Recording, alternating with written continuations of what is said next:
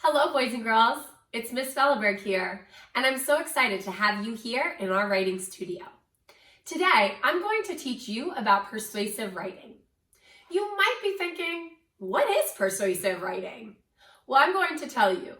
Persuasive writing is when you write to convince or persuade the reader to agree with your thoughts or feelings about a topic.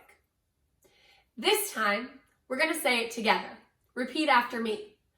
Persuasive writing is when you try to convince or persuade the reader to agree with your thoughts or feelings on a topic. Good job, boys and girls. Now, to complete persuasive writing, there are 6 steps that we need to follow. Step 1, brainstorm. Step 2, plan. Step 3, write your topic sentence. Step 4, write your reasons. Step 5, write your conclusion. And step 6 is edit, revise, and repeat. Now that we know the 6 steps to persuasive writing, let's go ahead and get started.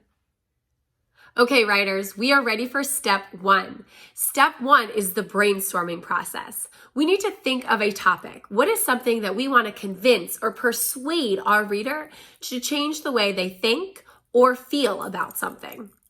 Maybe you want to write to your parents and convince them to get you a puppy. Maybe you want to write to our lunch staff and convince them to have healthier food options in the cafeteria. Maybe you want to write to your teachers about implementing more recess time into our school day. Think really, really hard. What is something that you want to change or you want somebody to agree with you about? I should see everybody thinking, scratching their heads. As soon as you get those ideas, we're going to go ahead and write them down.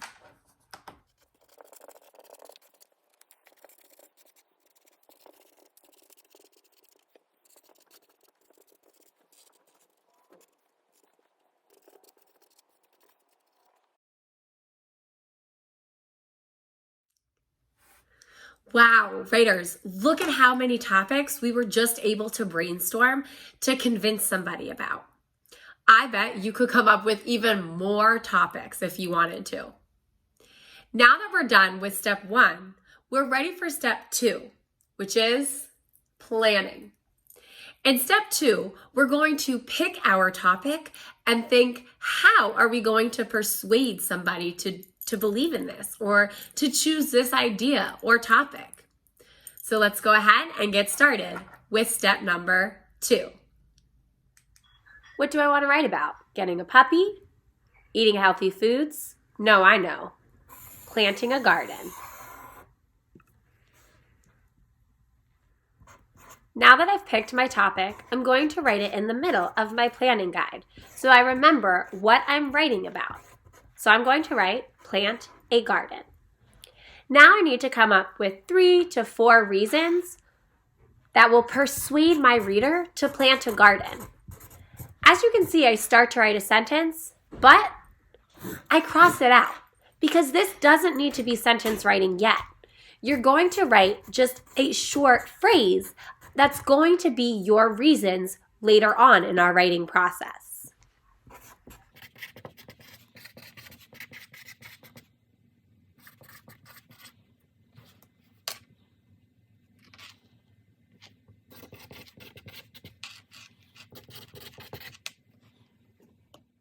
Now that I have my 3 ideas, I'm ready to start writing. All right, writers, we are off to a strong start. We have just completed step 2, which is our planning phase. So we should have our topic in the middle and then those 3 to 4 ideas that are going to help persuade or convince our reader to change their mind. Now we are ready for step 3, the topic sentence. A topic sentence is very important. It's how we are starting off our letter. It's how we are going to bring them in and get them excited to read more. Let's go ahead and look at some strong sentence starters that we can use. Here is a list of strong topic sentence starters that we can use in our persuasive letters today. I believe that, in my opinion, the time has come to, I agree that, the fact is, clearly. So I want you to think of a topic sentence starter that you want to use from this list. I chose, the time has come to plant a garden at Wissahickon Charter. Okay, writers, now that we've finished step 3, our topic sentence, we're ready to go to step 4, which is adding those details or the reasons to our writing. When you go to do this, you may want to go back to your planning sheet and see what were your initial 3 to 4 ideas that you were going to use to convince your reader. At this time, you may want to make them a little bit stronger. And I'm going to give you an example.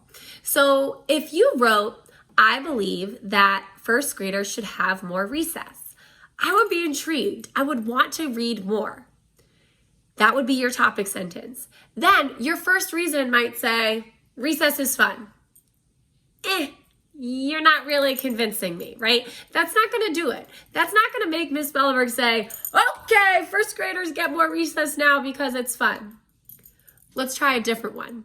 What if you said, I believe first graders should have more recess time. Bam, that's your topic sentence. And then your first reason says, recess is important because it increases the amount of physical activity that kids are getting every day. Oh, now you have me stopping and thinking. And I might be like, yeah, this student is right. They would be getting more time being physically active. And you have me a little bit intrigued to read more about what are their other 2 reasons to convince me that they should have more recess time. So let's go ahead and look at another example. Just like our topic sentence started off with a really strong sentence starter, we want to do the same thing with our reasons. We can start with, for example, one reason, furthermore, in addition, or on top of that. I'll show you how I did this. For my 3 reasons, I used 3 of my sentence starters from the previous slide. So, to convince my reader, I said, reason 1, one reason to have a garden is to grow foods we could use for lunch. Reason 2, in addition, if we plant vegetables, they could be used for snack and sent home with students. And reason 3, furthermore, gardens add beauty to a place. All right, writers, now that we've added our details and our reasons to our letters, we're ready for step 5, which is our closing. This is where we wrap up our letters. We give our reader a final thought or something to think about with our writing and why we are persuading them about this topic. Let's go ahead and look at some examples. To have a strong closing, you should use one of these sentence starters.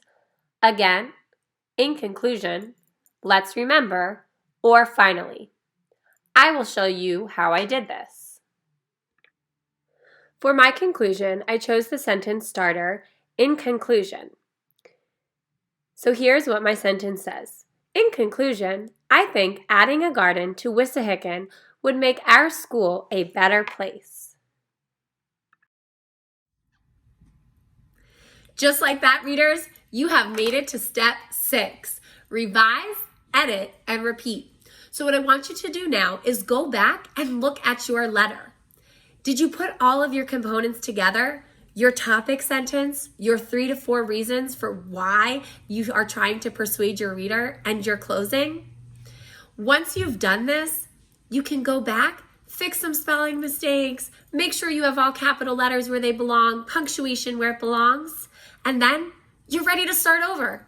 Pick a new topic, pick new reasons, and go ahead and start writing. I'm going to show you what my final letter looks like. As you look at my final letter, you can see that I added a lot of different things. For example, if you look at the top, I wrote, Dear Miss Tiffany, because I forgot to do that in my first draft. Then I went through and I decided to take out some of my words and change them for a stronger vocabulary word. I changed some of my punctuation. And then at my conclusion, I added the sentence, I hope you will consider, and then I signed my letter from Miss Spellerberg. It's really important that you take a deep look at your letter and think, how can I revise? How can I edit? How can I make this better? After going through and checking all of my revisions and all of my edits, I wrote my final copy.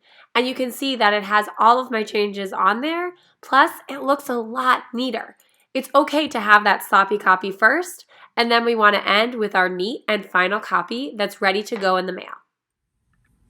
Thanks for joining in for our persuasive writing lesson today, boys and girls. I know you did an excellent job, and I cannot wait to see these letters. Make sure you send them to me so I can go ahead and read them and see if I would be convinced. Happy writing!